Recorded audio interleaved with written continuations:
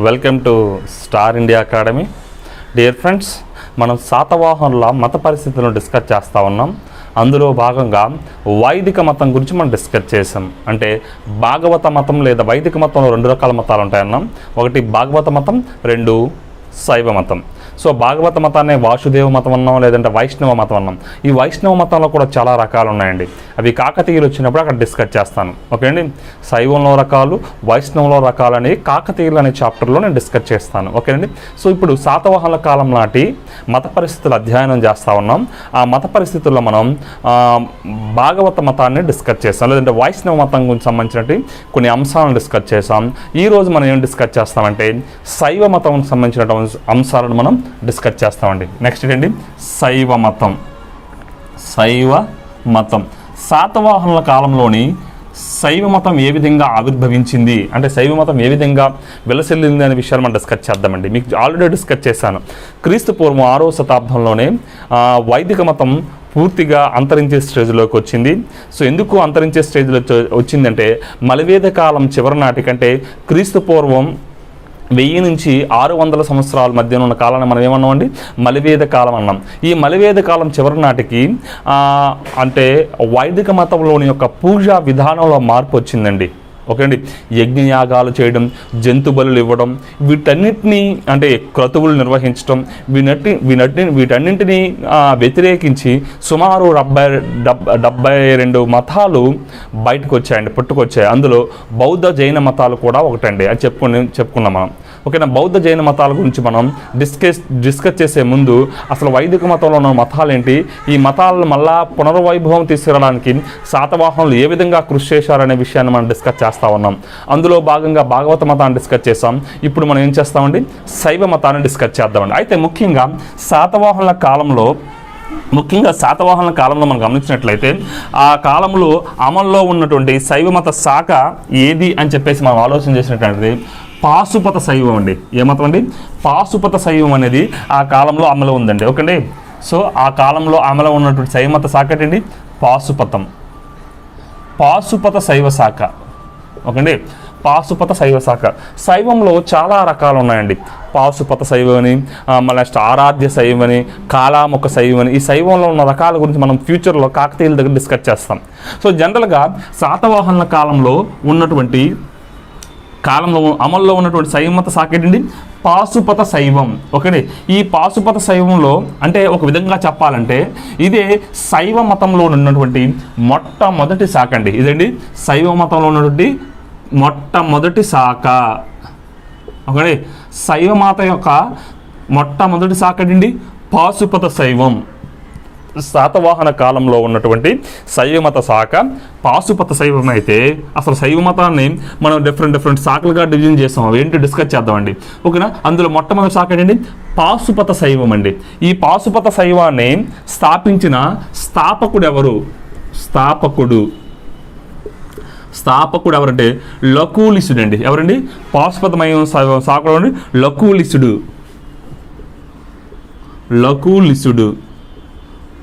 పాశుపత శైవ మత స్థాపకుడు ఎవరండి? లకులిసుడుగా మనం చెప్పుకోవచ్చండి. లకులిసుడు. అయితే ఈ మతంలో ఆరాధ్య దైవం ఏంటి? పాశుపత శైవం యొక్క మతంలో ఆరాధ్య దైవం ఏంటంటే పశుపతి అండి. ఎవరండి? పశుపతి. ఓకే అండి. ఎవరండి? పశుపతి ఆరాధ్య దైవం. అంటే పశు అంటే వ్యక్తి ఆత్మ అని అర్థం అండి. ఇక్కడ పశు అంటే ఏంటండి? పశు అంటే మాటకు అర్థం ఏంటండి? వ్యక్తి ఆత్మ అని అర్థం.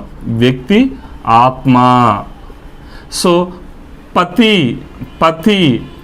అనే మాటకి అంటే పశు అనే మాటకి వ్యక్తి ఆత్మ అని అర్థం అయితే పతి అనే అనగా అంటే సర్వేశ్వరుని ఆత్మ అని అర్థం అండి. ఏంటండి? సర్వేశ్వరుని ఆత్మ. ఓకే అండి. సర్వేశ్వరుని ఆత్మ అని అర్థం అండి. పాశుపతం యొక్క ఆరాధ్య దైవం పశుపతిగా మనం చెప్పుకుంటే ఈ పశుపతి అనే మాటకు అర్థం ఏంటంటే పశు అనగా వ్యక్తి ఆత్మని, పతి అనగా సర్వేశ్వరుని ఆత్మ అని చెప్పేసి మనం అర్థం చేసుకోండి. అయితే ఈ శైవమత శాఖలో ముఖ్యంగా జంతు బలి నిషేధం అండి. ఈ శాఖలు ఏంటండి? జంతు బలి నిషేధం.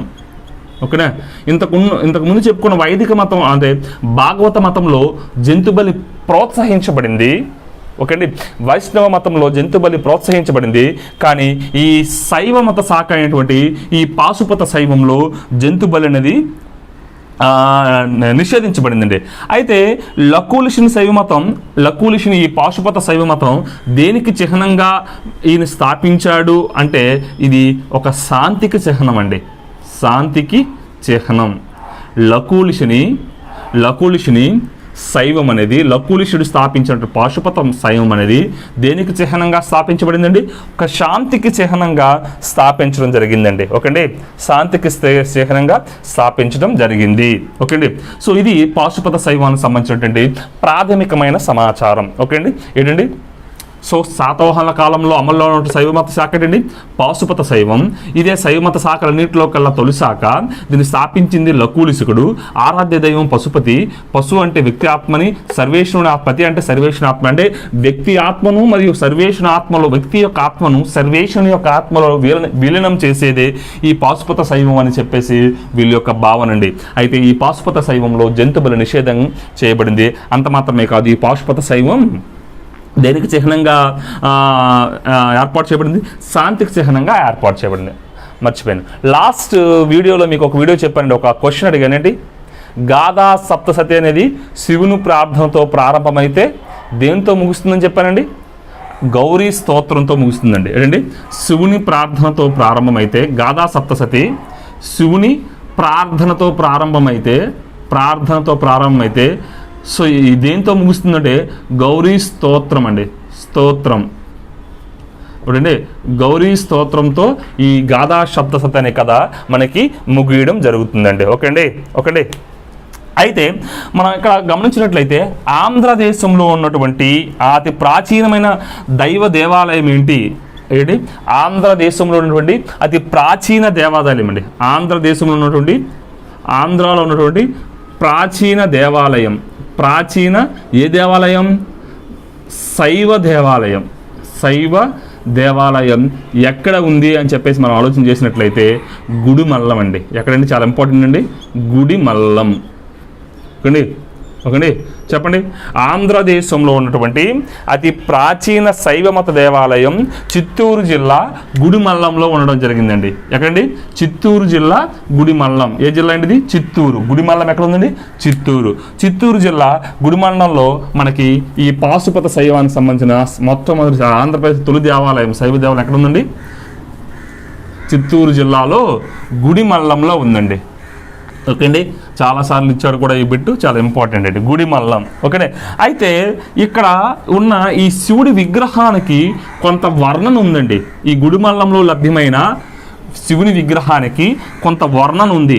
ఆంధ్రదేశంలో అతి ప్రాచీన శైవమత దేవాలయం గుడిమల్లంలో మనకి బయలుపడితే ఆ గుడిమల్లంలో ఉన్న శివుని వర్ణన ఉందండి. శివుని విగ్రహాన్ని, శివుని వర్ణన ఉంది. ఏ విధంగా వర్ణన ఉంది అని చెప్పేసి మనం ఆలోచన చేసినట్లు చూడండి జాగ్రత్తగా. సో శివుడు ఏ విధంగా వర్ణింపబడ్డాడు ఇక్కడంటే ఎత్తైన భారీ శివలింగంపై, ఇక్కడండి ఈ శివలింగం ఇక్కడ ఏం బయలుపడిందండి? ఎత్తైన భారీ శివలింగం. ఏంటండి? శివలింగం. ఎత్తైన భారీ శివలింగంపై ఎర్రని కళ్ళతో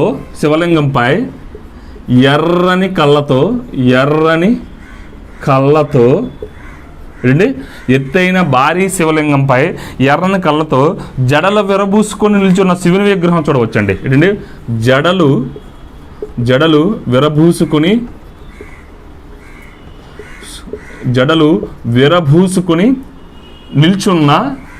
నిల్చున్న శివుని విగ్రహాన్ని చూడొచ్చండి. శివుని విగ్రహం చూడొచ్చు. ఓకే, ఏం చూసామండి? ఎత్తైన భారీ శివలింగంపై ఎర్రని కళ్ళతో జడలు విరబూసుకుని నిల్చున్న శివుడి విగ్రహం చూడొచ్చండి. అయితే ఈ విగ్రహంలో శివుడు ఏం చేశాడంటే, శివుడి యొక్క నడుముకు జంతు చర్మం ఉందండి. శివుడి యొక్క నడుముకు జంతు చర్మం ధరించి ఉంది. శివుని యొక్క నడుముకి ఏముందండి? జంతు చర్మం ధరించి ఉన్నాడు. ఓకే, అంత మాత్రమే కాదు, ఎడమ భుజంపై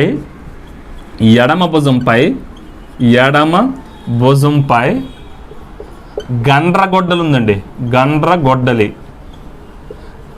ఎడమ భుజంపై ఏముందండి? గండ్రగొడ్డలి.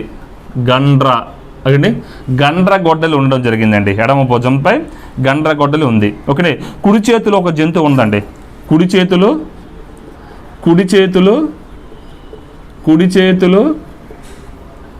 ఒక జంతువు ఉంది. గమనించవలసిన విషయం ఏంటంటే ఈయనకి జంధ్యం లేదు. ఏంటండి? జంధ్యం లేదు. ఓకే అండి, జంధ్యం లేదు. అయితే చూడటానికి ఎలా కనిపిస్తాడంటే ఈయన ఒక వేటగాడిలా కనిపిస్తాడండి. వేటగాడు. ఓకే, వేటగాడులా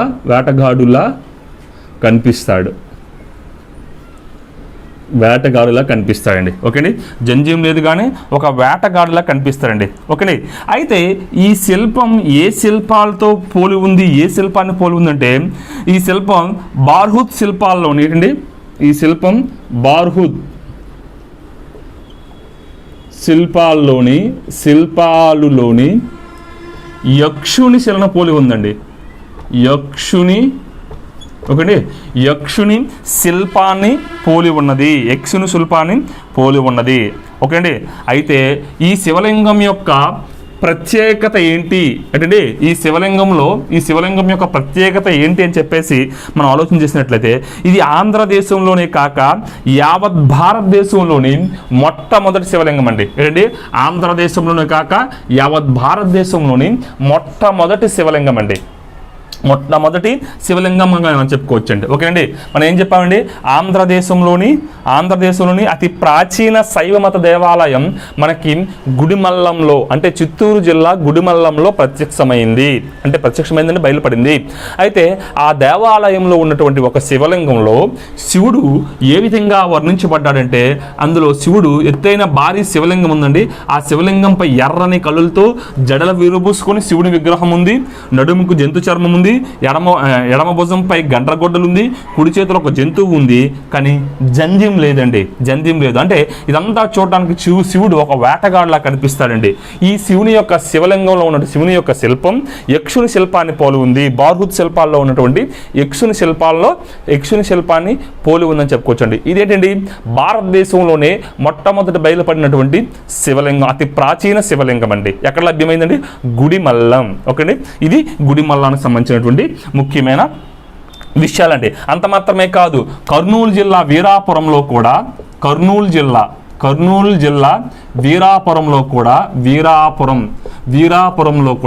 శాతవాహన కాలానికి సంబంధించినటువంటి 14 శివాలయాలు లభ్యమయ్యాయండి. ఏంటండి?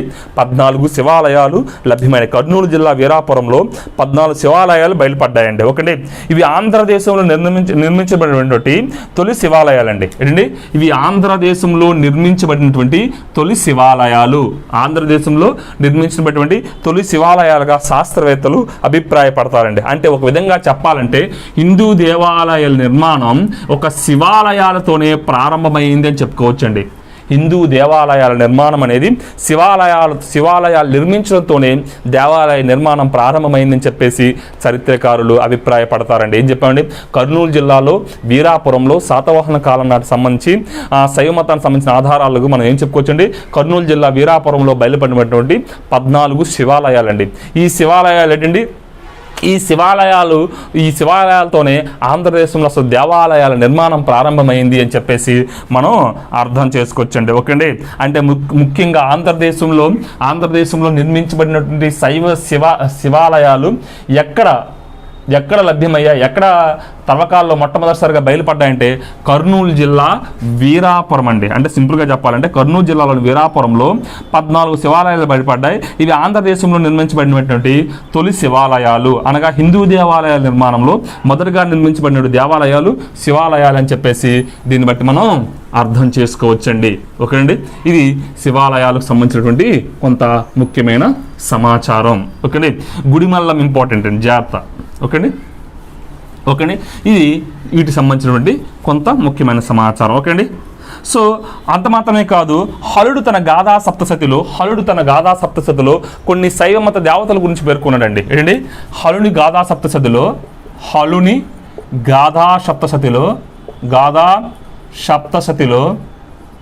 సప్తశతిలో పేర్కొన్నటువంటి శైవ దేవతలు ఎవరంటే శైవ దేవతలు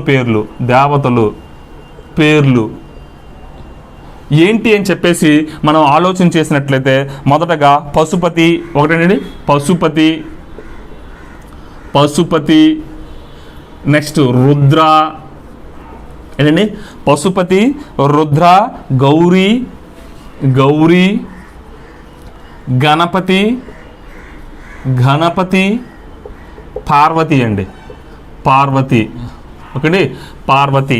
ఇవి హరుని గాథా సప్తశతిలో ఉన్నటువంటి బయలుపడినటువంటి పేర్కొన్నటువంటి శైవమత దేవతల పేర్లండి. పశుపతి, గౌరీ, పార్వతి, రుద్ర, గణపతి అండి. అంత మాత్రమే కాదు, గాథా సప్తశతిలో గణపతిని పూజించడం, శక్తిని ఆరాధించడం ప్రస్తావించారండి. ఏంటండి, గణపతిని పూజించడం, గణపతిని పూజించడం, శక్తిని ఆరాధించడం, తెలియని శక్తిని ఆరాధించటం ప్రస్తావించడం జరిగిందండి. హరుని యొక్క గాథా సప్తశతిలో గణపతిని పూజించడం, శక్తిని ఆరాధించడం జరిగిందండి. అయితే గణపతిని పూజించినట్టు మనకి ఆధారాలు ఎక్కడ లభ్యమేంటే అమరావతిలో వినాయక విగ్రహం దొరికిందండి. అమరావతిలో వినాయక విగ్రహం బయలుపడిందండి. వినాయక విగ్రహం శాతవాహన కాలానికి సంబంధించినటువంటి వినాయక విగ్రహం అమరావతిలో వినాయక విగ్రహం లభ్యమైంది. దీంతో మనం ఏం చెప్పొచ్చండి, వీళ్ళు గణపతిని పూజించేవారు. అంటే ఏదైనా పూజా కార్యక్రమం ప్రారంభించేటప్పుడు విఘ్నాలు జరగకుండా విఘ్నేశ్వరుని పూజించేవారు చెప్పేసి మనం దీన్ని బట్టి మనం అర్థం చేసుకోవచ్చండి. ఓకే అండి, ఇది శక్తిని ఆరాధించడం. అంత మాత్రమే కాదు, కొంతమంది శాతవాహన రాజుల పేర్లు చూసినట్లయితే శివస్కంద మరియు శివస్కంద మరియు శివశ్రీ పేర్ల ఆధారంగా మరియు వాళ్ళ నాణ్యాలపై ఉన్నటువంటి స్వస్తిక్ గుర్తుల ఆధారంగా మనం వీళ్ళు శైవ మతానికి ప్రాధాన్యం ఇచ్చారని చెప్పుకోవచ్చండి. శైవమత ప్రాధాన్యత ఇచ్చినట్లు మనం గుర్తుంచుకోవచ్చండి. ఒకటి శాతవాహనంలో రాజుల్లో ఉన్నటువంటి కొన్ని నేములైనటువంటి శివస్కంద, శివశ్రీ. ఓకే అండి, సో వీళ్ళ పేర్లు బట్టి మనం ఏం చెప్పుకోవచ్చండి, వీళ్ళు శైవ మతానికి అంటే వాళ్ళ నాణ్యాలపైన కొంతమంది స్వస్తిక్ గుర్తులున్న నాణ్యాలు వాడాలని చెప్పుకున్నాం. దీన్ని బట్టి వీళ్ళు శైవ మతాన్ని ప్రాధాన్యత ఇచ్చినట్లు మనకు తెలుస్తూ ఉందండి. ఓకే అండి, అయితే ఇంకొక విషయాన్ని గుర్తించాలి, ఇష్ట దైవాలను పూజించడం. ఏంటండి, ఇష్ట దైవాలను పూజించడం. ఓకే అండి, పురాణ పురుషులను పూజించే పౌరాణిక మతం అనేది వీరి కాలంలో ప్రారంభమైంది అని చెప్పేసి మనం అర్థం చేసుకోవచ్చండి. ఇదండి శైవ మతానికి సంబంధించినటువంటి ముఖ్యమైన ఇన్ఫర్మేషన్. నెక్స్ట్ అండి మనకి జైన మతం అండి. ఇదండి జైన మతం.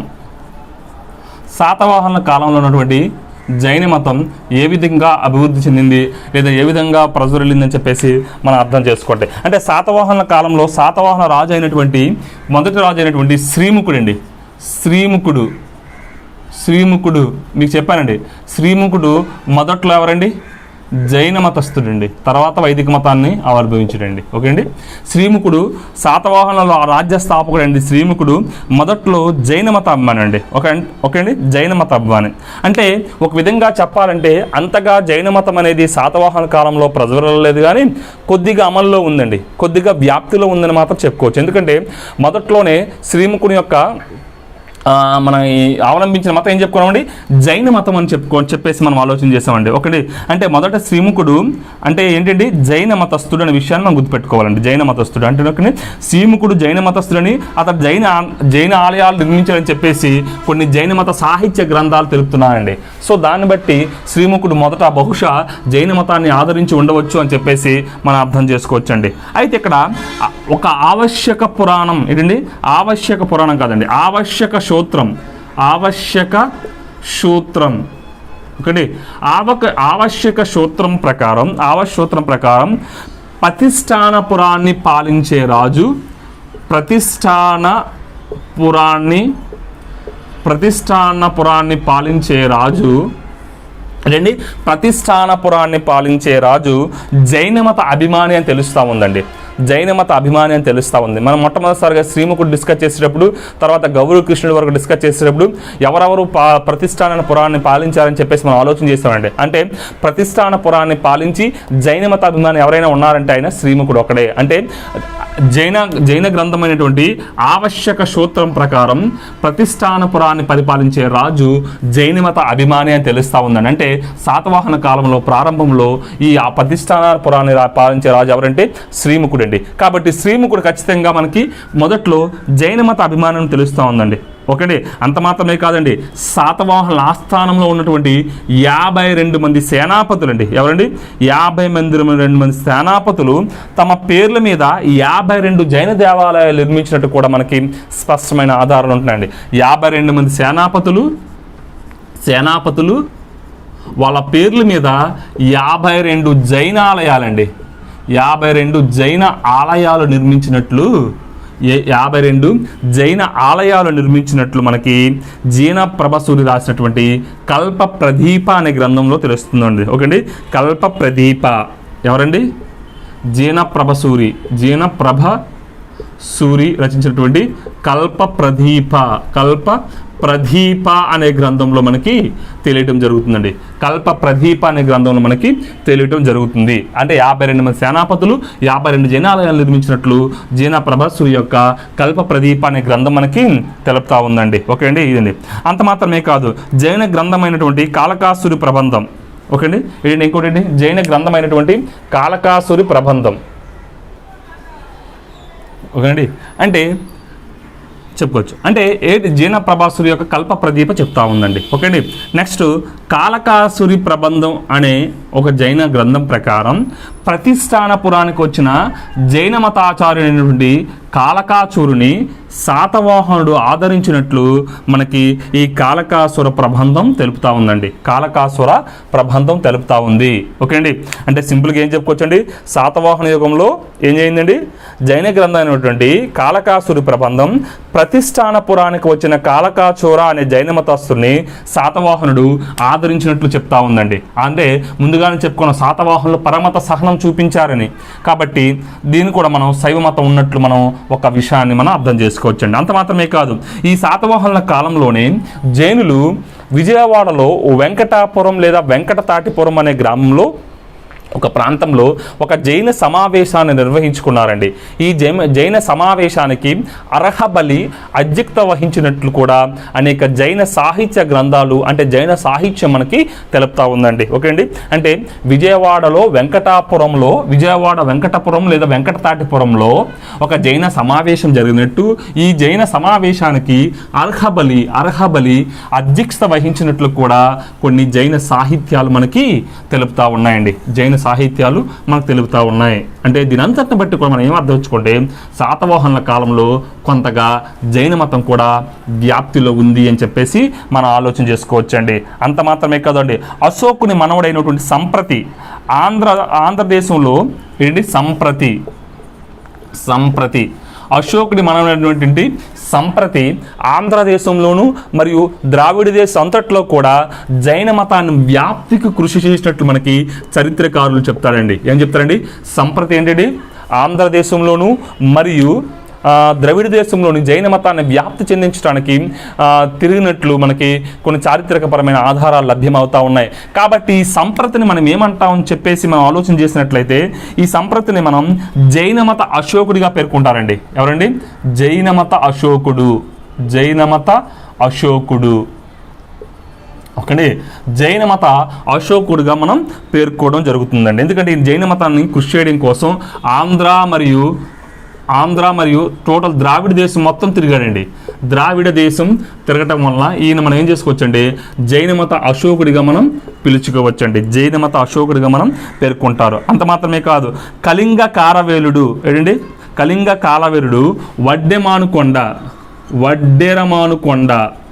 వడ్డెమానుకొండ అంటారండి, లేదంటే వడ్డెరమానుకొండ. ఓకే, వడ్డెరమానుకొండపై ఎవరండి? వడ్డెరమానుకొండపై కళింగ వడ్డెమానుకొండ నుంచి వడ్డెరమాను, నో ప్రాబ్లం అండి. వడ్డెరమానుకొండ లేదంటే వడ్డెమానుకొండ. సో వడ్డెమానుకొండపై కళింగ కారవేలుడు మహామేఘ వాహన విహారాన్ని నిర్మించారండి. ఏం నిర్మించారండి? మేఘ మహామేఘ వాహన విహారం జైనమత సన్యాసుల కోసం మహామేఘన వాహన విహారాన్ని నిర్మించినటువంటి కళింగ పాలకుడు ఎవరండి? కారవేలుడు. ఎవరండి? కళింగ కారవేలుడు. వడ్డెరమాను కొండపై జైన సన్యాసుల కోసం మహామేఘ వాహన విహారాన్ని నిర్మించినట్లు మనకు ఆధారాలు ఉన్నాయండి. ఓకే అండి. అంత మాత్రమే కాదు, ఆ అశోకుడు కొడుకు సంప్రతి అమరావతి స్తూప సమీపంలో అంటే ఈ వడ్డెరమాను కొండ వద్ద ఒక విహారం నిర్మించినట్లు, అంటే ఒక విహారాన్ని, అంటే విహారం అంటే సింపుల్గా జైన బసది అండి, ఇంకేం కాదు, జైన బసది. ఓకే అండి. సో వడ్డెరమాను కొండలో కారవేలుడు కూడా ఒక మేఘ వాహన విహారాన్ని నిర్మిస్తే ఈ సంప్రతి కూడా ఒక జైనుల కోసం ఒక జైన బసదిని నిర్మించాడండి. దాన్నే మనం జైన విహారం అంట. బౌద్ధంలో విహారాలు చూసాం, అంటే విశ్రాంతి, బౌద్ధ సన్యాసులు విశ్రాంతి తీసుకునేది బౌద్ధ విహారం. జైన బసది అంటే జైన సన్యాసులు విశ్రాంతి తీసుకునే ప్రదేశం అండి. ఓకే. సంప్రతి కూడా ఈ వడ్డెమాను కొండలో ఒక విహారాన్ని నిర్మించినట్లు మనకి స్పష్టమైన ఆధారాలు ఉన్నాయండి. అంత మాత్రమే కాదు, ఇక మనం గుంటుపల్లి అనే ఒక కేంద్రాన్ని తీసుకుంటే ఈస్ట్ గోదావరిలో గుంటుపల్లి అండి. గుంటుపల్లె ఈ గుంటుపల్లి అనే ప్రాంతం మొదట్లో ఒక జైన మత స్థావరంగా ఉండి తర్వాత బౌద్ధ మత స్థావరంగా మారిందండి. ఈస్ట్ గోదావరిలో ఉన్నటువంటి ఈ గుంటుపల్లి బౌద్ధ మత స్థావరంగా ఉండేది. ఫస్ట్లో జైన మత స్థావరంగా ఉండేది, తర్వాత బౌద్ధ మత స్థావరంగా మారినట్లు మనం చరిత్రలో కొన్ని ఆధారాలు ఉన్నాయండి. అంత మాత్రమే కాదు, ఇంకా వీళ్ళు జైన మతానికి సంబంధించి ఏం చెప్పుకోవచ్చు అంటే వృషభనాథుడు కొడుకైనటువంటి ఎవరండి? వృషభనాథుడు కుమారుడైనటువంటి జైన మత తీర్థంకులు అండి వీళ్ళందరూ. అక్కడ డిస్కస్ చేస్తాం. వృషభనాథుడు కొడుకైనటువంటి భరతుడు ఎవరండి? భరతుడు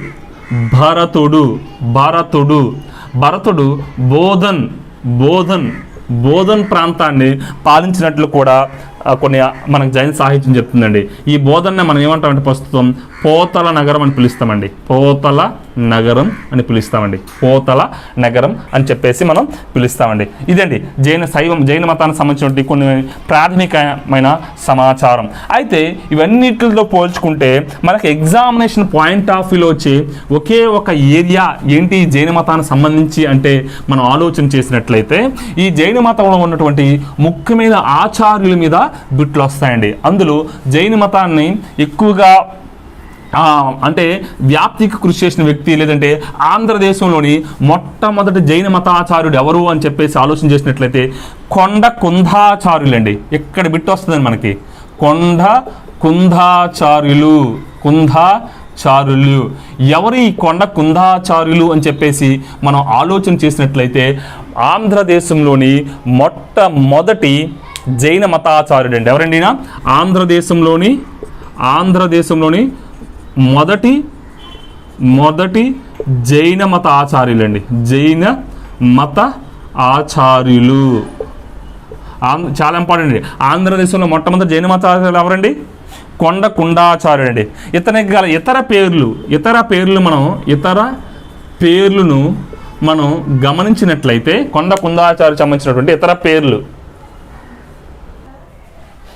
ఓకే అండి. ముఖ్యమైన ఇతర పేర్లు మనం ఆలోచన చేసినట్లయితే ఒకటి పద్మనంది భట్టారికుడు అండి. ఈయన పేరు పద్మనంది భట్టారికుడు. మరియు గ్రద్దపించుడు, లేదంటే వక్రగీవుడు, ఏలాచార్యుడు అని చెప్పేసి ఇతన్ని కొండ కుండాచార్యుడికి ఉన్నటువంటి ఇతని పేర్లు అండి. అయితే ముఖ్యంగా ఇతను అనంతపురం జిల్లా కొనకొండల అనే ప్రాంతంలో ఒక ఆశ్రమాన్ని నిర్మించుకున్నాడు. ఓకే అండి. సో కొండ కుండాచార్యుడు ఆశ్రమం ఎక్కడుందండి? కొనకొండలో ఉంది. కొనకొండలో నిర్మించారు. ఈ కొనకొండ ఎక్కడ ఉందండి? అనంతపురంలో ఉంది. అయితే ఈ అనంతపురంలో ఈయన యోగా చేసిన గుహను ఏమంటారంటే కొండకుంద అంటారండి. ఏమంటారు? కొండకుండ అంటారు. దీని పేరు మీద కానీ ఈయనకి కొండకుందాచార్యుడు అనే పేరు వచ్చిందని చెప్పేసి మనకి చరిత్రకారులు అభిప్రాయపడతారండి. అంత మాత్రమే కాదండి, ఒకటి ఏం చెప్పండి, కొండకుందాచార్యుడు అంటే జైన మత ఆచార్యులు మొట్టమొదటి ఆచార్యుడు అండి. ఇతనికి ఉన్నటువంటి పేర్లు ఇవ్వండి. ఇతని ఆశ్రమం కొనకొండలో ఉందండి. యోగా చేసిన గుహను ఏమంటామంటే కొండకుండ అంటామండి. అయితే ఈయన చేసినటువంటి రచనలు ఏమైనా ఉన్నాయా? ఈ రచనల మీద మనకి బిట్టు ఛాన్స్ ఉందండి. చూడండి, మొట్టమొదటి రచన ఏంటంటే సమయసారం అండి. ఇది నెక్స్ట్ మొట్టమొదటి రచనలు. ఈ రచనలు మనం గమనించినట్లయితే మొదటిది సమయసారం అండి. ఒకటి ఇది ఒక కొందాచార్యుల నుండి ముఖ్య రచన అండి, ముఖ్యమైన రచన, ఇంపార్టెంట్ అండి. ఇది ఏ భాష రాయబడిందండి? ప్రాకృత భాషలో రాయబడిందండి, ప్రాకృత భాషలో రాయబడిందండి. ఓకే, ఇది శ్వేతాంబర మరియు దిగంబర శాఖల వారందరికీ దీన్ని ఆదరించడం జరిగింది. శ్వేతాంబర జైనం మరియు దిగంబర జైనం కూడా, అంటే జైన మతంలో శాఖలు అండి, శ్వేతాంబర జైనం దిగంబర జైనం అందరి దృష్టిలో కూడా ఇది మంచిగా ఆదరణ పొందిందిగా మనం చెప్పుకోవచ్చు అండి. ఇది సమయసారం అండి, సమయసారం అనే రచన. నెక్స్ట్ నియమసారం, నియమసారం అండి, నియమసారం. థర్డ్ వన్ ఏం చెప్పుకోవచ్చండి మనం? పంచాష్టికాయం అండి. ఓకేనా. నెక్స్ట్ ప్రవచనాసారం, సారాలు రాసేద్దాం ముందండి. ప్రవచనాసారం, ఓకే, ప్రవచనాసారం. నెక్స్ట్ ఆయనసారం. ఫైనల్గా పంచాష్టకాయం. ఇవి కుందాచార్యుని యొక్క ముఖ్యమైన రచనలు. ఇందులో సమయసారం అనేది చాలా ఇంపార్టెంట్ అండి. ఇది ప్రాకృత భాషలో రాయబడింది. ఇది ఏం చెప్తుందంటే శ్వేతాంబర మరియు దిగంబర శాఖల వారందరికి కూడా ఇది ఆదరణీయమండి. అంటే శ్వేతాంబర జైనులు ఆదరించారు, దీన్ని దిగంబర జైనులు కూడా ఆదరించడం జరిగిందండి. ఇవండి కుందాచార్యుని యొక్క ముఖ్యమైన రచనలు. అయితే ఇతని శిష్యుల గురించి మనం ఆలోచన చేసినట్లయితే ఈ శిష్యులు ఎవరంటే చూడండి, ఈ శిష్యులు కూడా మనకి కొన్నిసార్లు ఎగ్జామినేషన్ పాయింట్ ఆఫ్ వ్యూలో ఇంపార్టెంట్ అండి. ఒకటి బాలక పింఛ అంట. ఒకటి ఎవరండి? బాలక పింఛ ఎవరండి? ఎవరు శిష్యులండి? కుందాచార్యుల శిష్యులు ఎవరండి? బాలక పింఛ, సామంతభద్ర.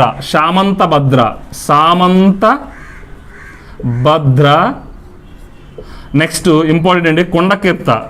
ఓకేండి, కొండకీర్తి ఎవరండి?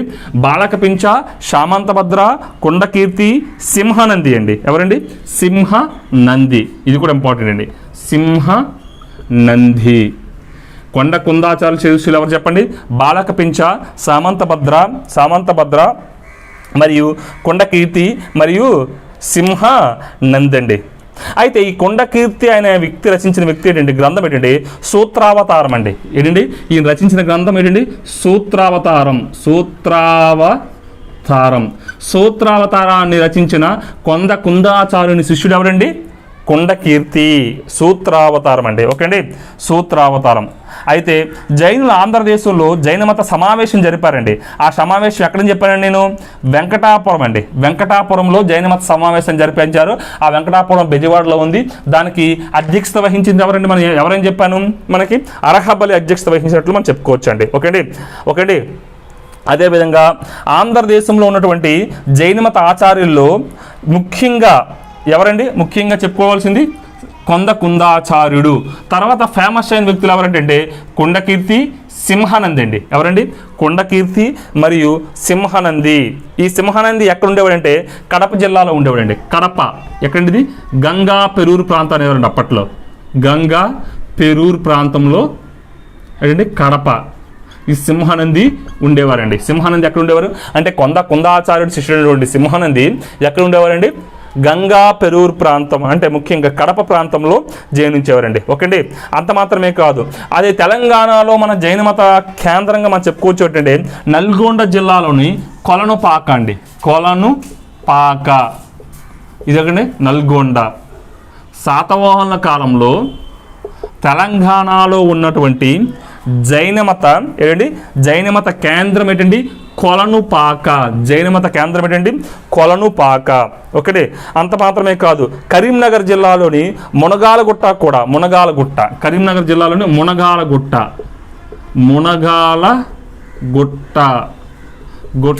కరీంనగర్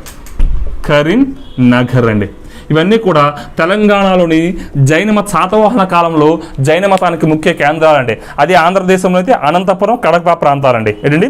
అనంతపురం, కడప ప్రాంతాలు. ఇవన్నీ కూడా జైన మతానికి సంబంధించినటువంటి కొన్ని ప్రాముఖ్యమైన విషయాలండి. ఓకే చూడండి, కుందాచార్య రచనలేండి సమయసారం, నియమసారం, ప్రవచనాసారం, ఆయనసారం, పంచాష్టకాయం. ఈ రచించిన కుందాచార్య రచించిన సమయసారం అనేది ప్రాకృత భాషలో ఉంది. ఇది శ్వేతాంబర జైనం మరియు దిగంబర జైనులతో ఆదరించబడిందండి. అంత మాత్రం కాదు, ఈ శిష్యులందరిలో కూడా ముఖ్యమైన వ్యక్తి కొండకీర్తి. ఈయన సూత్రావతారం అని రచించాడు. ఈ సింహనంది గంగాపరూరు ప్రాంతంలో కడప జిల్లాలో ఉన్నట్లు కూడా మనకి స్పష్టమైన ఆధారాలు ఉన్నాయండి. ఇవండి మనకి జైన మతానికి సంబంధించినటువంటి కొన్ని ప్రాముఖ్యమైన విషయాలు. ఓకేనండి.